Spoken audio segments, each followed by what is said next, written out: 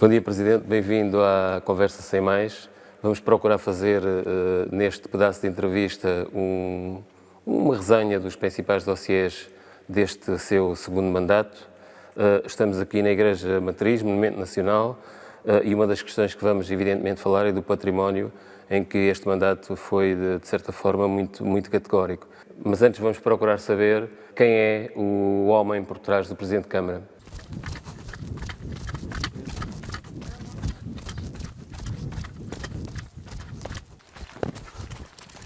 Presidente, bom dia. Correr Bom é dia. um hobby, é um dos seus hobbies. É.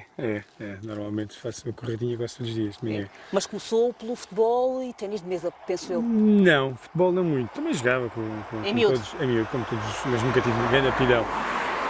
Ténis de mesa sim, era um desporto que me dava muito prazer. E agora há uns 14 anos mais ou menos corro.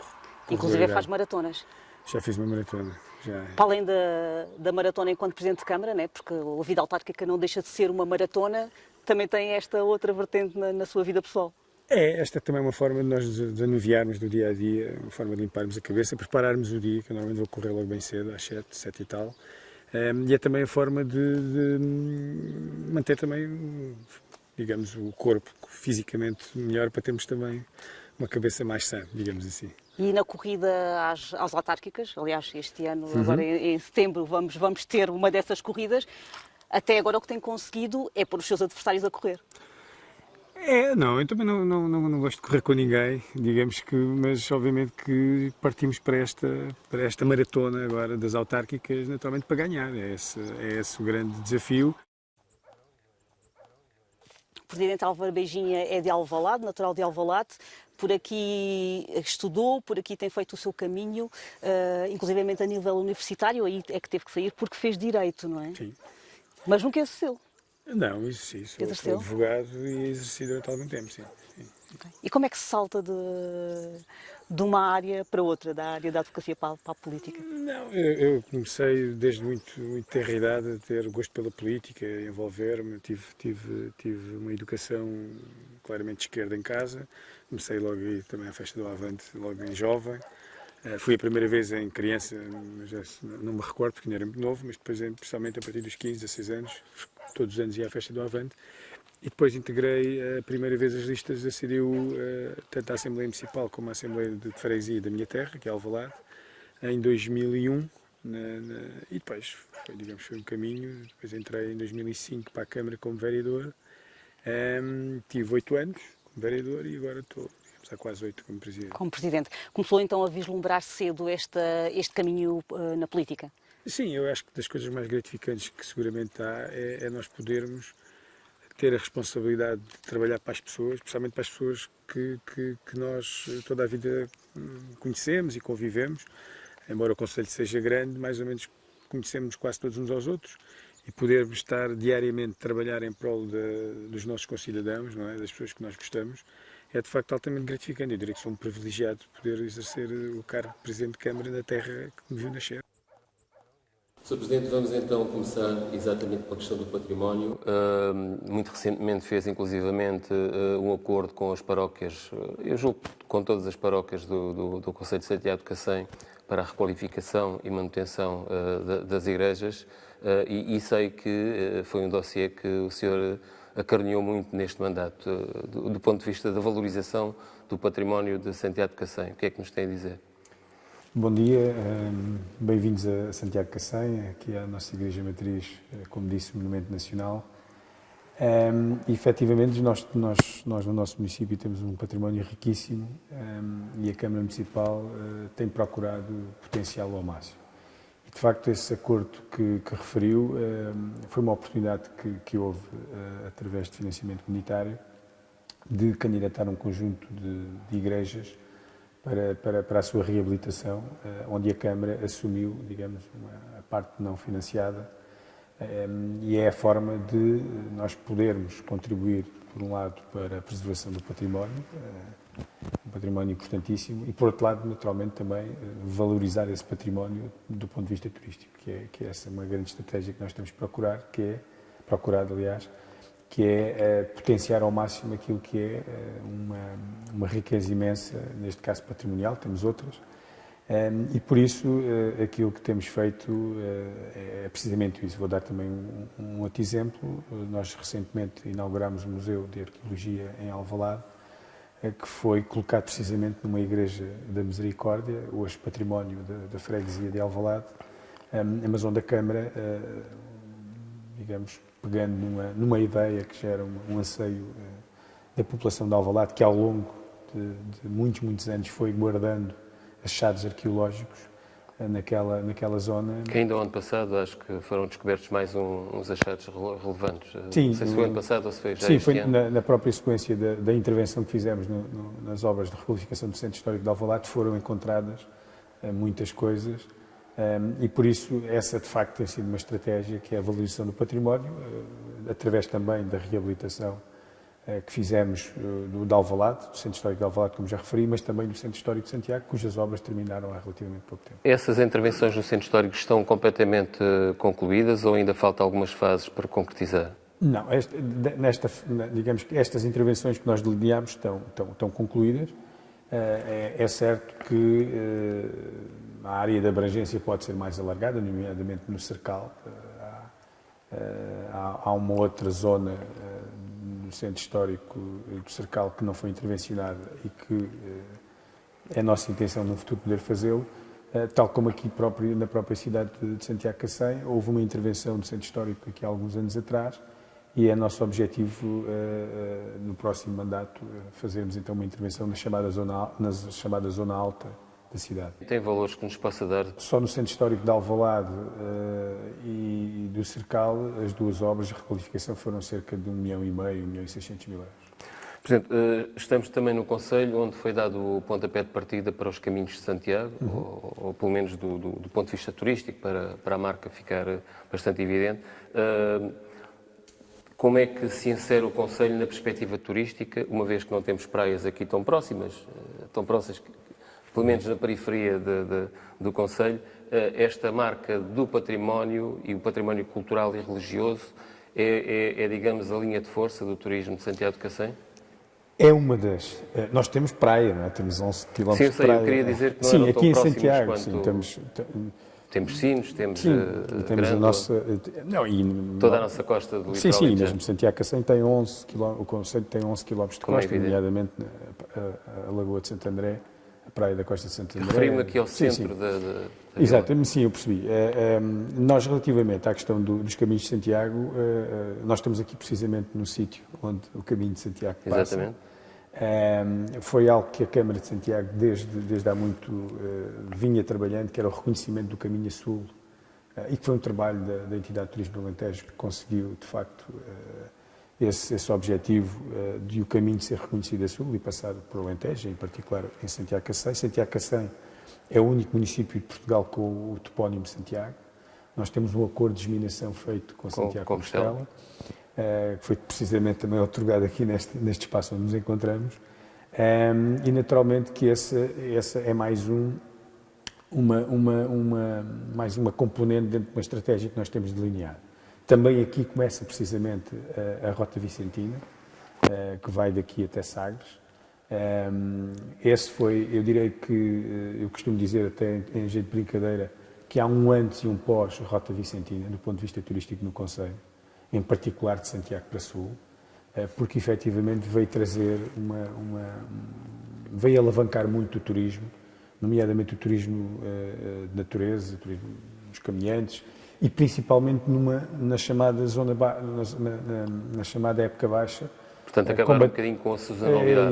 Exatamente. Ou seja, é certo que agora estes tempos de pandemia fizeram travar esse crescimento que nós estávamos a assistir, desde que a rota foi criada, e digamos que a Associação da Rota Vicentina tem feito um trabalho extraordinário na promoção da mesma, nacional e internacionalmente, fundamentalmente internacionalmente, e basta nós chegarmos a Santiago de Cacém de manhã e percebemos que os hotéis estão cheios de caminhantes que fazem a pé, alguns de BTT, E nesse sentido a rota veio de facto ter aqui uma importância muito relevante do ponto de vista turístico. Os caminhos de Santiago, acreditamos que vai ser igual, infelizmente arrancámos com o projeto precisamente pouco tempo antes da pandemia, ou seja, não conseguimos ainda ter os efeitos, mas creio que ultrapassada esta situação pandémica que vivemos, que os caminhos de Santiago seguramente vão trazer anualmente milhares de pessoas aqui ao nosso concelho. Como é que estamos de bolsa de camas? Ela já é mais ou menos equiparada àquilo que são as necessidades da alavancagem do turismo no concelho ou ainda falta muito? É assim, nós o que sentimos, eu vou-lhe dar dois dados que são estatísticos. Nós em 4 anos, mais que duplicámos o número de dormidas turísticas no concelho. Tínhamos cerca de 50 mil e atingimos 122 mil. E em 3 anos crescemos 60% na oferta. Ou seja, naturalmente que a procura é até assim superior à própria oferta, mas também nós não subiríamos se não houvesse mais oferta de camas turísticas. Isso tem sido, de facto, uma realidade. Nós somos o concelho de todo o Alentejo e os 11 concelhos da Lesíria de Tejo que integram a entidade, a região de turismo do Alentejo e Ribatejo, somos o 5º município com mais dormidas turísticas. E eu direi que fomos aquele que mais cresceu, ou dos que mais cresceu seguramente nos últimos anos. Isso também teve muito a ver com uma revisão que fizemos ao Plano Diretor Municipal, que entrou em vigor no início de 2016, em que nós de facto abrimos o nosso território ao turismo. Em particular, turismo, estamos a falar sempre de turismo de pequena e média dimensão, claro. Em espaço rural, também, naturalmente temos tido alguns investimentos com maior dimensão. Vou dar o exemplo de um projeto muito interessante que é a Reserva Alecrim, que aliás já foi premiado internacionalmente e que está com investimentos que está a crescer, ou seja, tem projetos já aprovados na Câmara e tem intenções futuras até de expandir ainda mais, já comprou terrenos à volta. E por isso, essa de facto tem sido a nossa estratégia. Até porque não se espera, contudo, de uma massificação mais contundente. De todo. Não Aliás, faz sentido. Cá está a nossa costa, dos 11 km que temos, praticamente toda ela está inserida numa reserva natural, que é da Lagoa de Santo André, ou seja, que é intocável, não se pode lá construir nada. E mesmo a restante está em rede Natura. De facto, não haverá... Tirando mesmo a costa de Santo André, onde existe um plano de pormenor aprovado, mas cujos terrenos não são municipais, são particulares, tirando aí, e mesmo assim não é grande densidade de camas, por isso todos estes investimentos na área do turismo que têm surgido de forma mais são claramente equilibrados e que se inserem perfeitamente naquilo que é. Contudo, esse conjunto de projetos pode ajudar um problema gritante em todo o Alentejo, eu diria quase em todo o interior, não é o caso de Santiago de Cacém, que é a fixação de população, nomeadamente a população mais jovem. Acha que vem ajudar? Claramente. Aliás, é curioso nós, inclusive, ter pessoas que fazem projetos de vida, pessoas que não são daqui, que são de fora, de Lisboa, de Porto, seja de onde for, mas e alguns casais relativamente jovens que deixam tudo onde estão, com vidas muito profissionais muito ocupadas, o trânsito, a confusão da cidade, e têm feito opções de vida de vender tudo o que têm lá e vir investir aqui em negócios, nomeadamente em turismo em espaço rural. E digamos que mudam completamente a sua vida, vêm com os filhos e ao fim e ao cabo vêm procurar a tranquilidade do Alentejo, que tem muito mais para oferecer do que só tranquilidade, não é? Também é muito bom termos aqui esta tranquilidade, mas também é bom naturalmente que haja aqui dinâmica e é isso que temos procurado fazer nas diversas áreas. Presidente, falámos da requalificação dos centros históricos, também do património, agora estamos a falar do turismo. A Câmara de Santiago de Cacém tem vindo a ter aproximadamente orçamentos de 40 milhões de euros, a grosso modo, pelo menos é aquele que está plasmado para 2021. Que obras é que o senhor possa identificar neste mandato em concreto que lhe tenham, digamos, dado a robustez que o senhor queria do ponto de vista estratégico?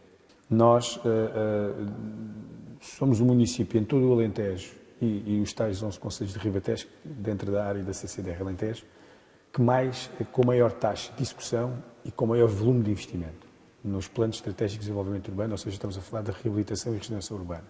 E fomos o Para estar a terceiro... afirmar dessa forma, porque realmente é verdade. É verdade, e fomos o terceiro a nível nacional. Ou seja, isto são dados que constam basta consultar o Alentejo 2020 ou o Portugal 2020 e, de facto, estão lá esses dados. Ou seja, nós esgotámos o plafond que tínhamos para a área da regeneração urbana, nós executámos todo, e agora as obras que estamos a fazer já nem sequer temos financiamento, porque esgotámos, digamos, a nossa fatia do bolo. Isso, de facto, demonstra, eu tenho dito isso, a nossa oposição não concorda, se calhar, tanto, mas é a realidade. Ou seja, nós planeamos, temos que planear, idealizamos algo, planeamos e executamos. E isso conseguimos fazer. Ou seja, neste mandato, basicamente, todos os grandes projetos que nós tínhamos na área de obra, digamos assim, das grandes obras, nós praticamente temos tudo feito. Mesmo com a pandemia? Mesmo com a pandemia. Que ocupou um terço, basicamente, do mandato. O ano 2020, aliás, a prestação de contas foi agora aprovada na Assembleia Municipal, fez ontem 8 dias. O ano 2020 foi o ano de sempre em que houve mais investimento por parte da Câmara Municipal de Santiago Cacém. O ano de sempre. No ano de pandemia, a Câmara nunca tinha investido nada. E com Portanto, não deixou tudo para o último ano de mandato para não ser acusado de eleitoralista? Mais. E mesmo assim, nós reduzimos dívida no ano de 2020. Aliás, nós há 8 anos consecutivos que reduzimos a dívida da Câmara. Nós, neste momento, praticamente, eu diria que não temos...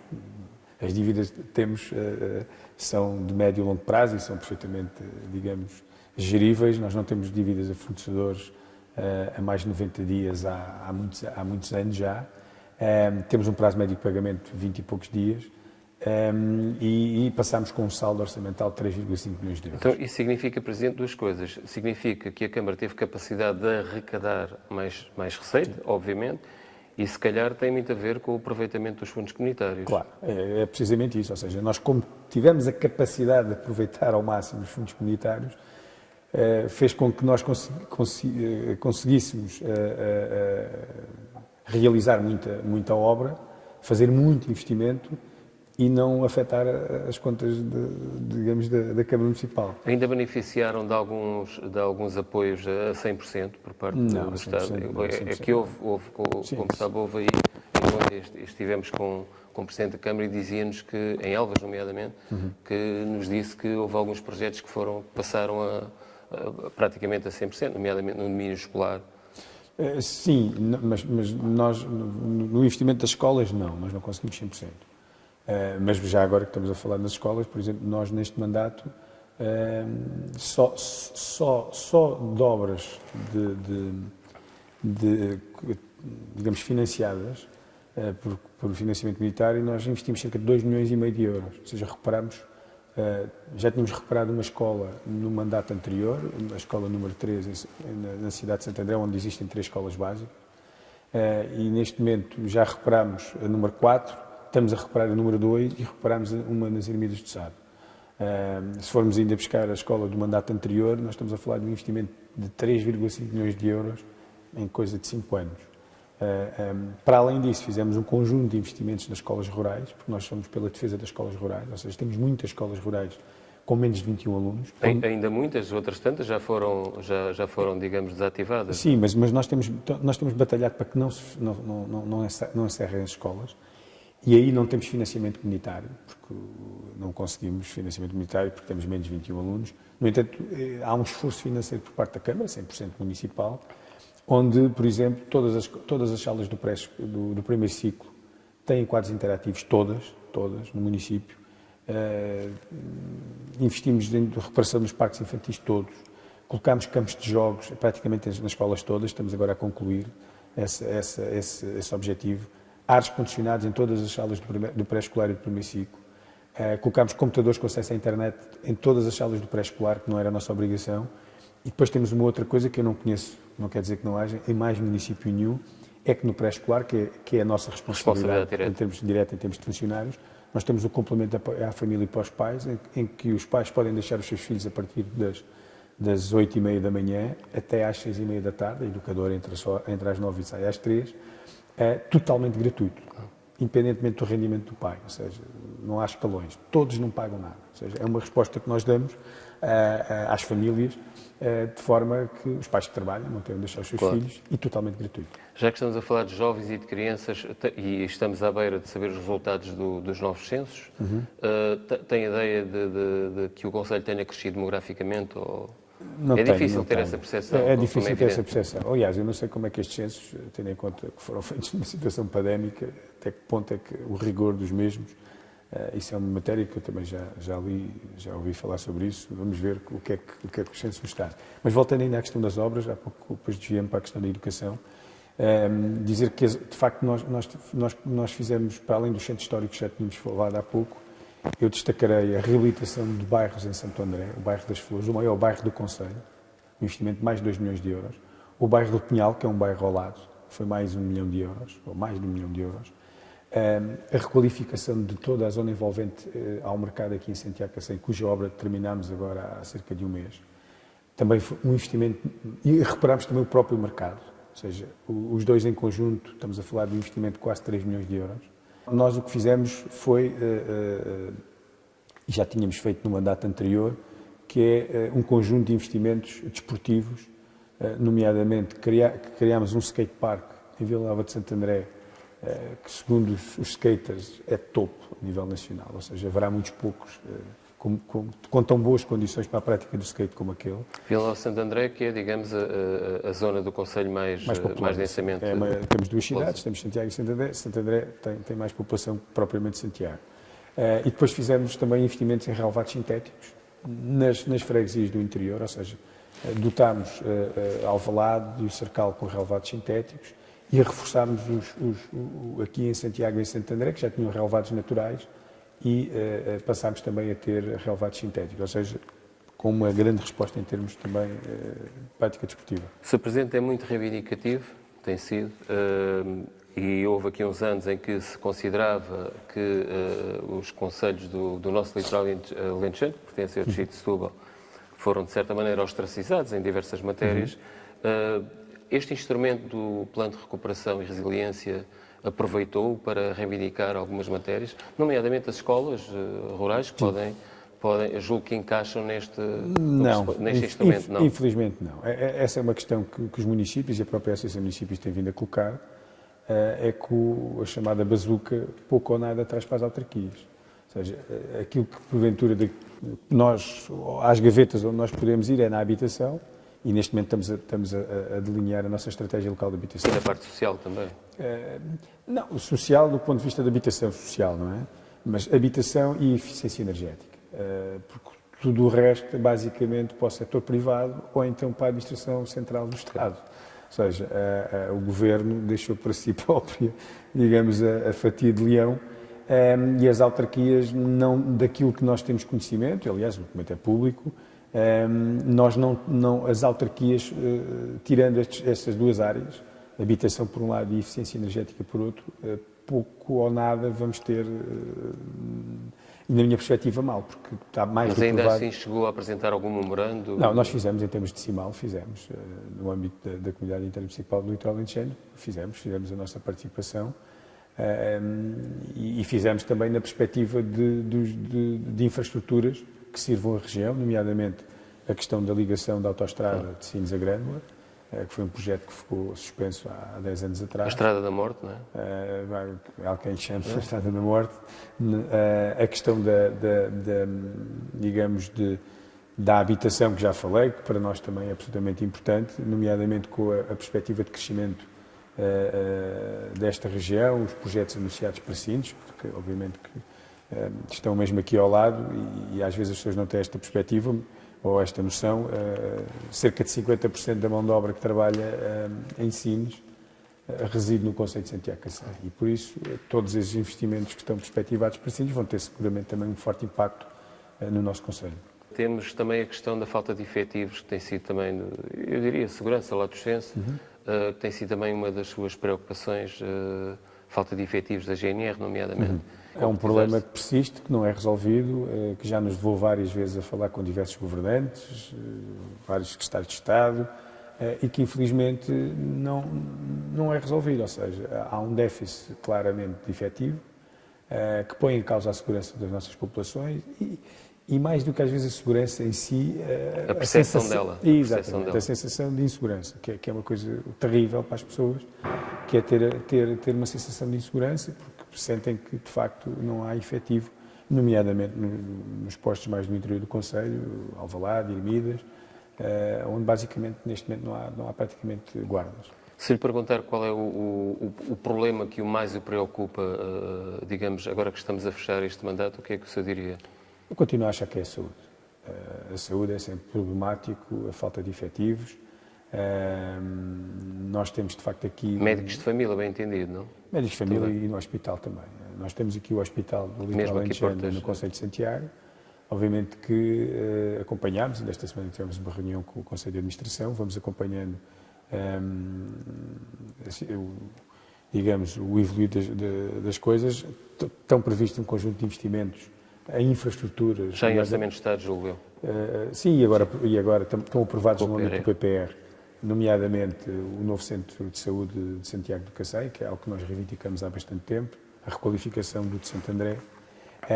Mas em termos de profissionais de saúde, aí é que é o drama. O drama maior é aí, falta de médicos, de enfermeiros, tem muito a ver com várias coisas, ou seja, não são as administrações aqui, podem fazer alguma coisa, claro, mas tem a ver com política, ou seja, tem que se encontrar formas dos profissionais de saúde virem para estas zonas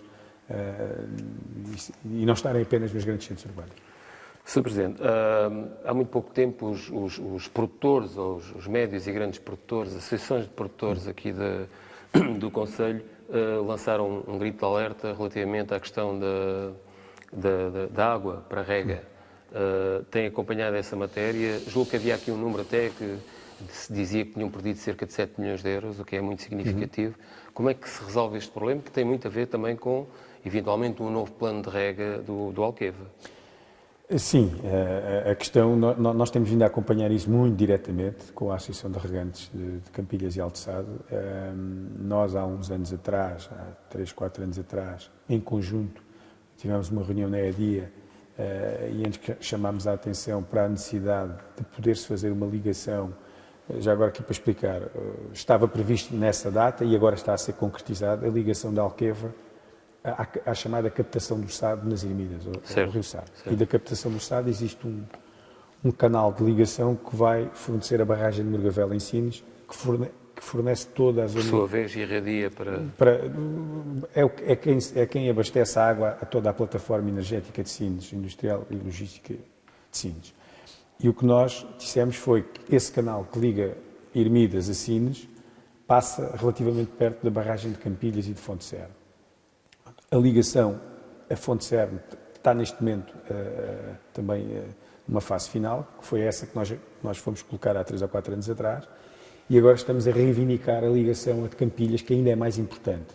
É uma obra mais pesada do ponto de vista financeiro, porque ali a água não consegue ir graviticamente, tem que ser bombada, claro, ao contrário da Fonte Serra, mas que é absolutamente fundamental para a agricultura do nosso concelho e da nossa região. E tem feedback de soluções para isso? Neste momento estão a haver contactos, houve contactos agora muito recentes com a EDIA e estamos otimistas que isso possa haver acontecer no futuro. A outra questão fundamental é a ligação da Alqueva à barragem do Monte da Rocha, que sendo no concelho de Ourique, é absolutamente fundamental para a zona de Alvalade, onde a agricultura é mais forte, a agricultura de regadio é óbvio, e que também está muito atrasada.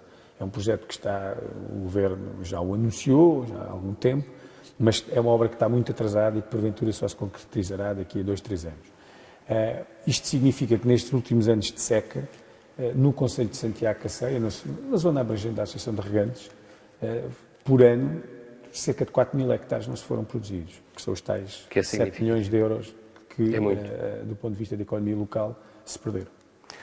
Sr. Presidente, vou dar-lhe a oportunidade, a expressão é minha, de falarmos aqui um pouco de um monstro que tem pairado este final do seu segundo mandato, que tem a ver com a central fotovoltaica. Diz-se que será uma das maiores da Europa, portanto é muito significativa, e que tem gerado aí um certo burburinho e uma forte contestação, digamos assim, para usar as palavras certas, relativamente à sua posição.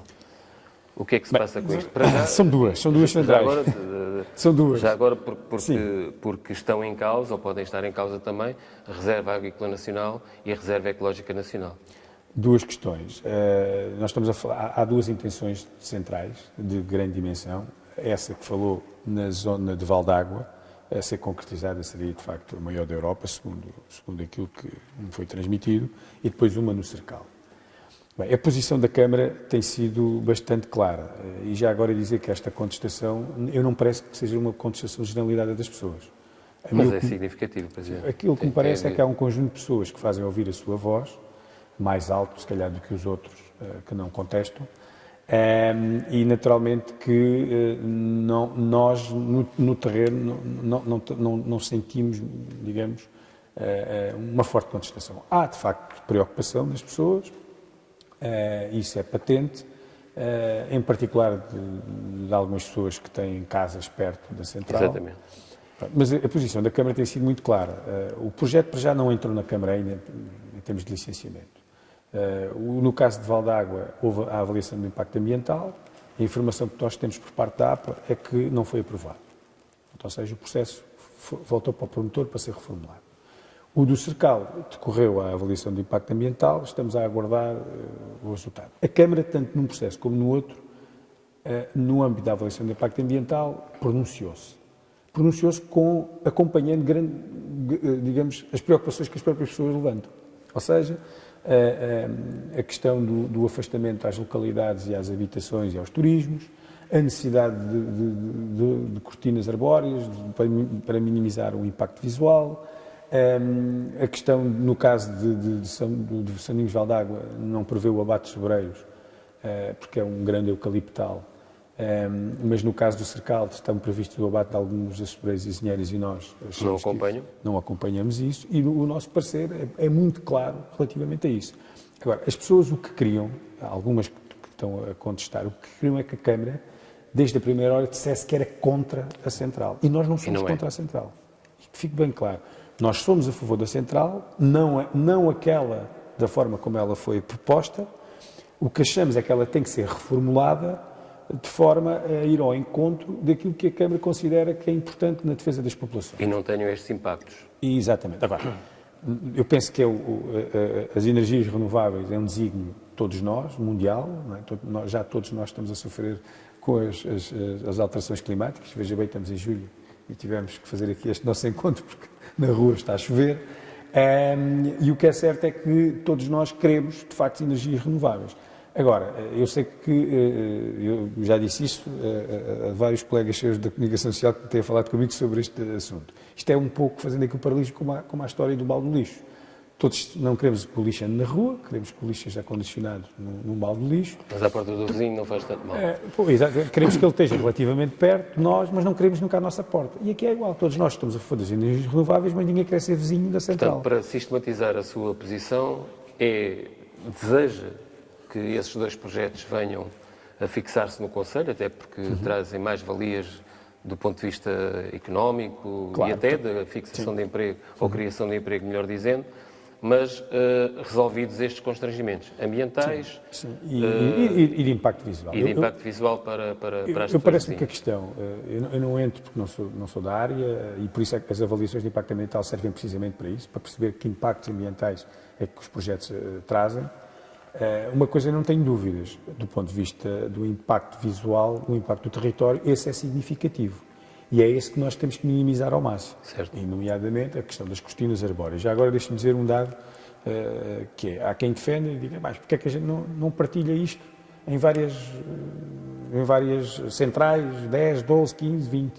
É preciso ter noção que, ao fazermos isso, que pode ser uma outra perspectiva, depois vamos ter linhas de alta tensão espalhadas por todo o território. É espalhar o problema, de certa Exatamente. Resolvemos por um lado, não temos uma grande central, mas depois vamos ter várias centrais com várias linhas de alta tensão. Porque neste em concreto estamos a falar de 1.262 hectares, é significativo, embora, digamos, a área de ocupação vá a 535. Sim, mas este de facto, estamos a falar de uma zona que é substituir um eucaliptal.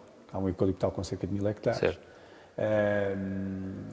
Mas em todo o caso nós consideramos, e aliás o parecer que emitimos, como já referi, é que efetivamente o projeto deve ser reformulado e ir ao encontro daquilo que são as nossas preocupações e que são ao fim e ao cabo as preocupações das populações. Eu acho que, repito, eu acho que também muita gente aproveitou o momento político que nós estamos a viver, ano autárquico, para fazer passar uma ideia que a Câmara anda de braço dado com o projetista, que não quer saber não quer ter cuidado com as populações, e este de facto é uma ideia totalmente errada, é precisamente o contrário. A Câmara o que quer é, naturalmente, quer investimento no seu Conselho, quer criar riqueza e emprego para o seu Conselho, e uma central fotovoltaica pode dizer, depois de estar a funcionar não traz muito emprego. É certo, não traz muito, trará sempre algum, mas na fase da construção seguramente que será uma mais-valia. E pela dimensão que estamos a falar, pode também criar aqui uma marca muito significativa. Tem que haver manutenção, tem que haver, ou seja, um projeto daquela natureza tem que ter, acarreta sempre, obviamente, obriga sempre a criação de emprego. Só para concluir esta parte, admite a possibilidade de fazer um referendo ou isso está fora de qualquer cogitação? Não, o Partido Socialista teve essa ideia, que é caricata, que aliás foi reprovada, não só por nós, mas também por outras forças políticas, porque é assim, não se pode fazer o referendo de uma coisa em que nós temos a competência.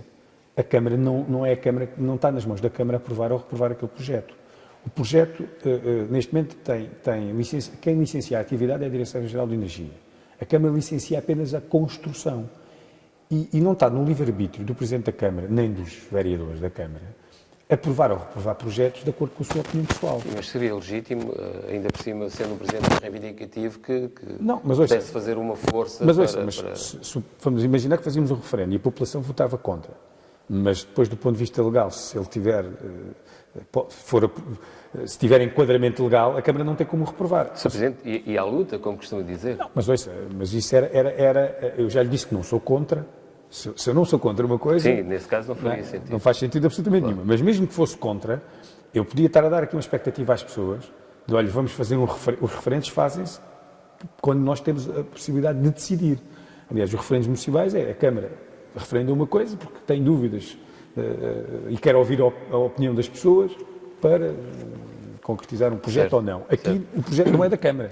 Eu diria que seria mais uma auscultação, mas penso que ficou claro a sua posição mas também sobre esta dizer, matéria. Eu tenho um sentimento, posso estar errado, que para já, que na esmagadora maioria da população do Conselho, isto não toca. Isto está muito localizado onde as centrais estão. E se fosse fazer um referendo municipal, eu diria que a esmagadora maioria das pessoas nem participaria no mesmo, porque é algo que praticamente não lhe toca. Não lhe bate à porta. Sr. Presidente, estamos a caminhar para o final desta entrevista. Queria só que, em curtas palavras, me pudesse sistematizar entre o primeiro e o segundo mandato seu, o que é que vê aí de diferenças. Por outro lado, relativamente às próximas eleições, vai ser o seu terceiro mandato, caso seja eleito, caso tenha esse voto de confiança, sente-se com a sensação de ver cumprido? Sim, isso claramente, mas com vontade de fazer ainda muito mais. Relativamente à questão do primeiro mandato para o segundo, eu acho que o primeiro mandato foi muito marcado pelas dificuldades financeiras, pela troika, por os cortes das transferências do Orçamento de Estado para as autarquias. Este segundo mandato, onde já tivemos acesso aos financiamentos comunitários, onde tivemos mais, que já falámos disso, tivemos mais receita, digamos assim, claramente foi marcado por esta pandemia neste último ano e meio, onde nós basicamente 90% do nosso tempo tem sido muito focado, especialmente naqueles primeiros meses, muito focado no combate e na prevenção à pandemia, e tivemos que nos adaptar, nós estávamos preparados para isto, e eu direi que essa foi de facto, um mandato e o outro, foram estes dois aspectos mais marcantes, sendo que neste segundo mandato, como também já falámos, eu acho que fica, passa a redundância, muito marcado pelo nível de investimento que conseguimos concretizar. Sr. Presidente, muito obrigado. Felicidades para Santiago Cacém. Sim, senhor. E, caso seja eleito, felicidades para um terceiro mandato, mas o povo Os eleitores de Santiago de Cacém, decidirá. em democracia, é que o irão definir. Ok, Muito muito obrigado, obrigado. Presidente.